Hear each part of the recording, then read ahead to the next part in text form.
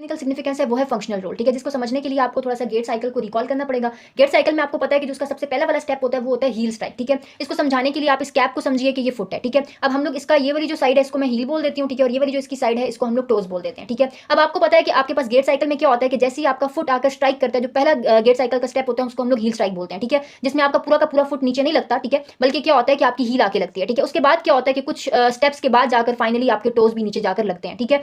तो बेसिकली हमारे पास जैसे ही आपका जो बेसिकली हील है वो जाकर स्ट्राइक करती है ग्राउंड के साथ, ठीक है, तो कुछ टाइम के बाद, कुछ स्टेजेस के बाद जाकर जब आपके टोज नीचे जाके लगते हैं तो ये जो काम होता है ये बड़ा कंट्रोल तरीके से होता है। इसको कौन कंट्रोल कर रहा होता है? आपका टिबियालिस एंटीरियर मसल इस कंट्रोल को मेंटेन कर पा रहा होता है, ठीक है। अब बेसिकली क्या होगा कि अगर for example tibialis anterior muscle सही से काम नहीं कर पा रहा, तो बजाय इसके कि एक बंदा अपने फुट को आराम से यूं रखते हुए, ठीक है, बजाय इसके कि उसको कंट्रोल्ड तरीके से अपने टोज को नीचे की तरफ लेकर आएगा, वो एकदम से जैसे हील स्ट्राइक करेगा तो अपने फुट को बेसिकली स्लैप करेगा, जैसे झटके से अपने फुट को नीचे की तरफ रख देगा, ठीक है। तो ये कंट्रोल बंदे का चला जाएगा। दूसरी बात ये कि हमारे पास स्विंग फेज जो होता है गेट साइकिल का, उसके अंदर जो टिबियालिस एंटीरियर मसल होता है वो फुट की क्लियरेंस के अंदर हेल्प करता है, ठीक है। तो जाहिर सी बात है जब टिबियालिस एंटीरियर मसल सही से काम नहीं करेगा तो फुट की क्लियरेंस भी सही से नहीं होगी।